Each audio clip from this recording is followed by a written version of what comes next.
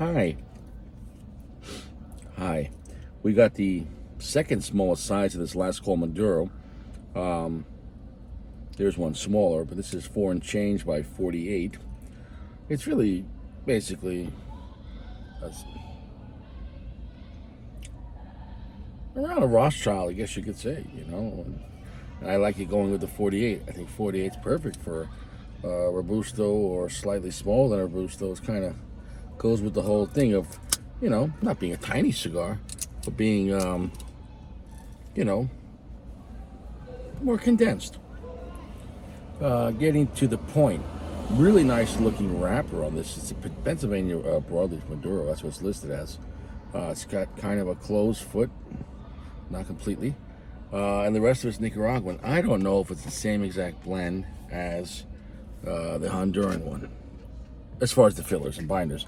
Because the Honduran one had Habano, and then the Ecuadorian Habano, and then all Nicaraguan. So we could assume, but I don't know if they tweaked it. What? I enjoyed that Habano. The question is, will I enjoy this? I hope so. Let's see.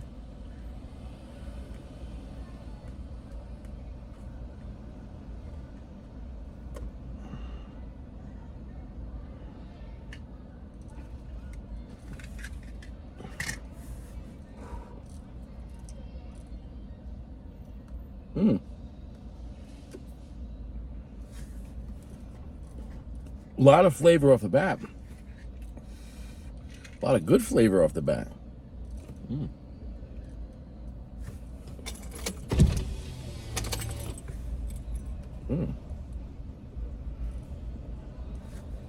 Medium plus, very smoky.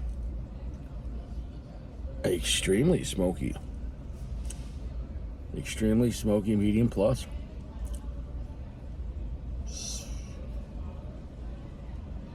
About 75% darkness. I would say it feels just a little less than that, but around there. That's a very chocolatey cigar.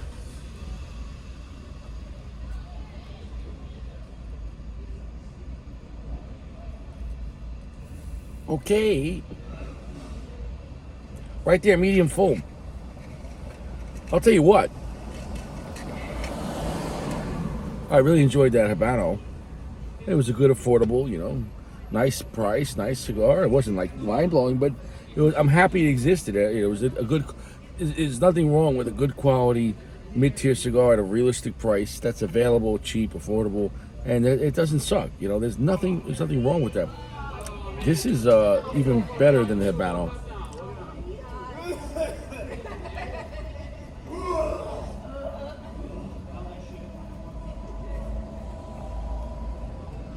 Medium full, chocolatey, slightly black pepper though.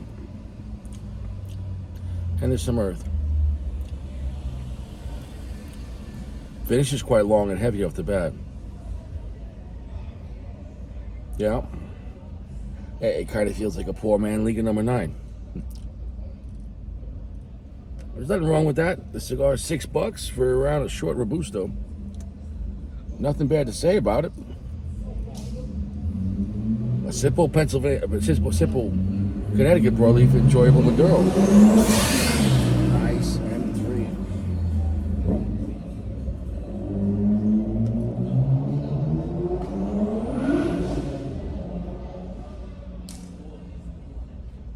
Slight floral notes as well.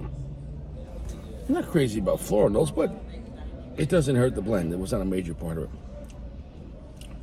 It's a slight oily, buttery texture as well. All in all, I'd say this is a solid stick. I have nothing bad to say about it.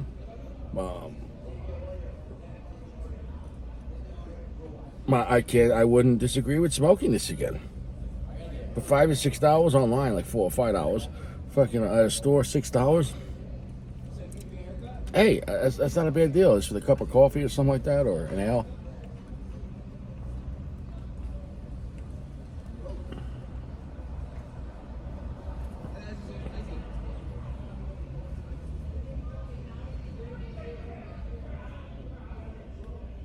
Raw sugar coming to the mix, becoming sweeter, but it's also becoming stronger. I can't stress it enough. What an immense amount of smoke output on this thing. Really.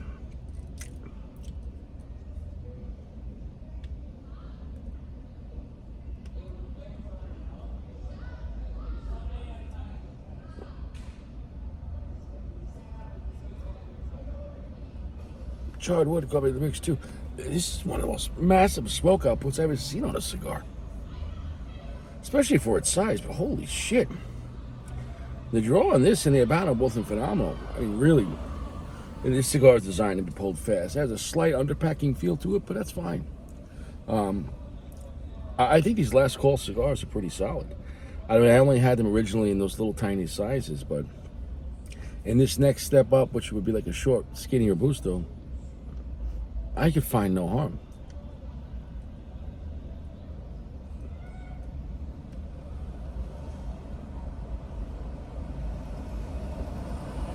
Yeah, that's a heavy medium full right there. It's just getting stronger. Very chocolatey. Slightly earthy, but not tons of earth. Some black pepper, but not tons of black pepper. It's really like a semi-bold cigar, but it's not super. It's not super spicy or super earthy. It has those notes, but it's amazing how the early AJ blends with these last calls, going way back. It's got to be over a decade, going way back. They're, I guess, AJ begins. They're not full AJ.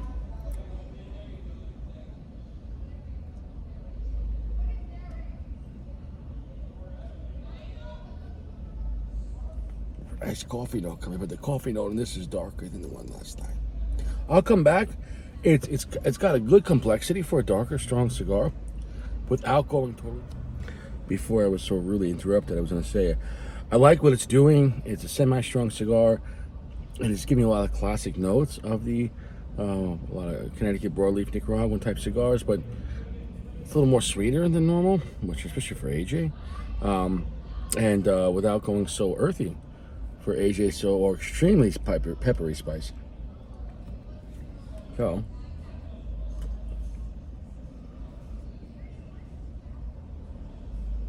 these last calls are enjoyable. They're easy on the wallet. They're enjoyable cigars.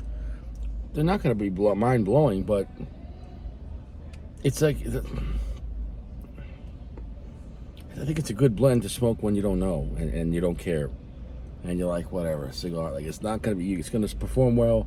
It's not going to be too strong, but it's still going to have a lot of flavor.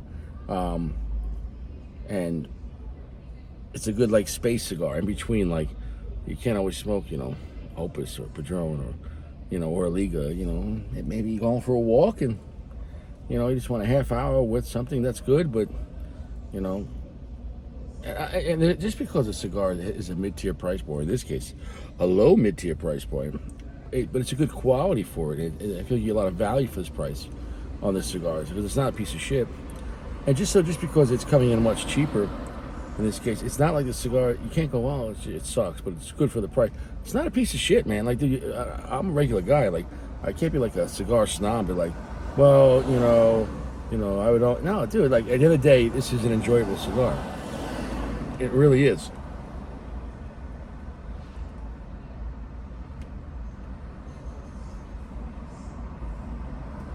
Yeah.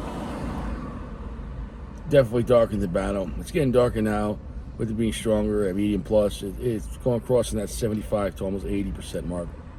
I'll come back. Well, we're deep into the cigar. Nothing bad to say about it.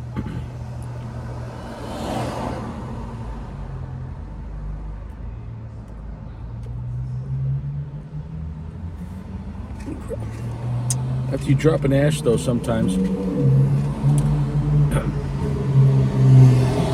it might take some of the cherry.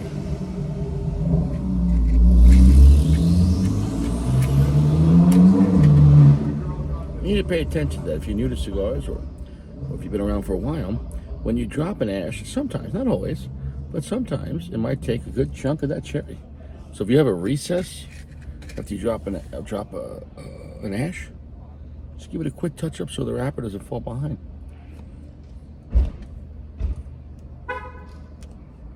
It's a solid offering. Nice chocolatey notes, about 80% darkness, medium full, chocolatey, some black pepper, some earth, but not major notes.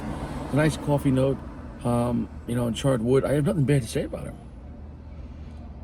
Is it a Liga number 9? No.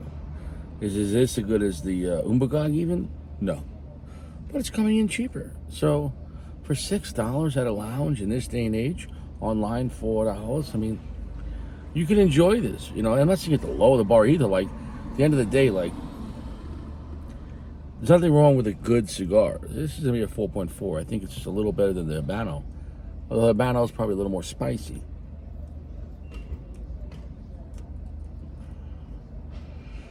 This is coming in darker, and the finish on this has been pretty heavy the whole time. But it's still not full AJ. I think they're both enjoyable. The red and the white label here. And the white label is the darker Maduro, the broadleaf. So we'll leave it at that. It's nothing to write home about, but it's definitely an enjoyable stick. So you can have a good time with these. You can have a good time with both. I'm glad I revisited the last call.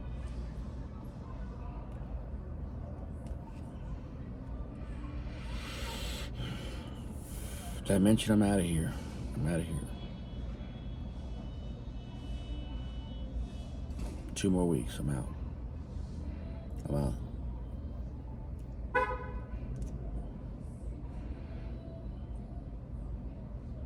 God, South Florida. This place is a fucking oven. Don't recommend it.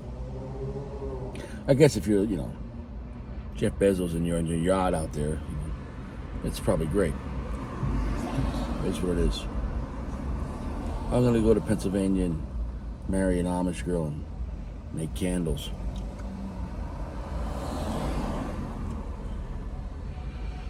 Either that or go work in a factory and then make folk songs like Bruce Springsteen in 1982. I work in the factory. I get out at 5. Me and the boys go to the bar. It's a dive, but it's my dive bar. My dive bar. Gonna get the real raspy Bruce Springsteen. It's my dive bar. And I don't got AIDS. Did you ever notice, like, Bruce Springsteen, all of his older songs, it's all about, like, it's really consoling. You see, music is a psyop. I don't think, originally Bruce Springsteen had the best interest to become a music phenomenon and to make songs. But what happens is you get famous, and then they control your lyrics, and they... So his dynamics in the early songs was about love and everything else, or going across the Midwest with Nebraska, and stories of the Midwest, like songs like talking about state trooper telling him, please don't pull me over because he's a felon and he's got a sawed-off 410. That's in the song. The point is, later on, it became songs like Born in the USA, but also songs like My Hometown. But in the songs, My Hometown, he's talking about when he grew up, his hometown was a nice place, but then it started getting bad by the late 60s, early 70s, due to issues and economic issues and etc., and that all the good factory jobs were leaving. And then later on the song, and he also said these jobs aren't coming back. And then later on the song, he says, it's your hometown. And went from his hometown, so he's saying, listen, at his hometown,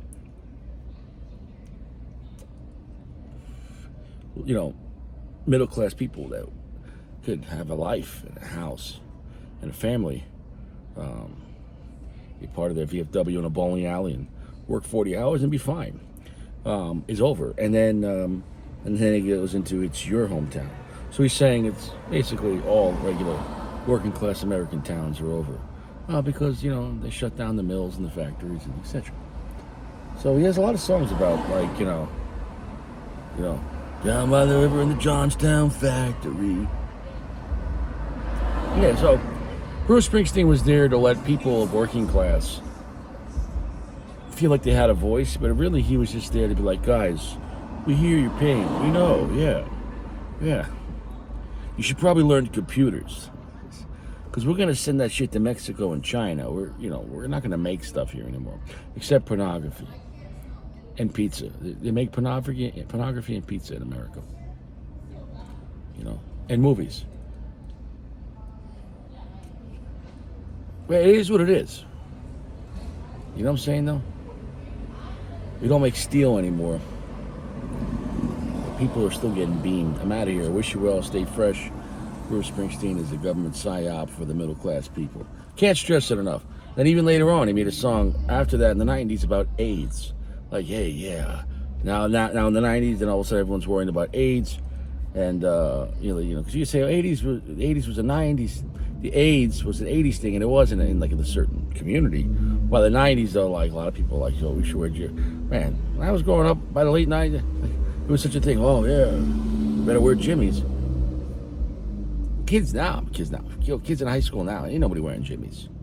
It's like they don't even know. Bro.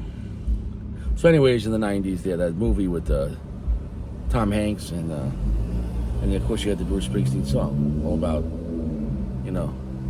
my clothes don't fit me no more. What was that song called?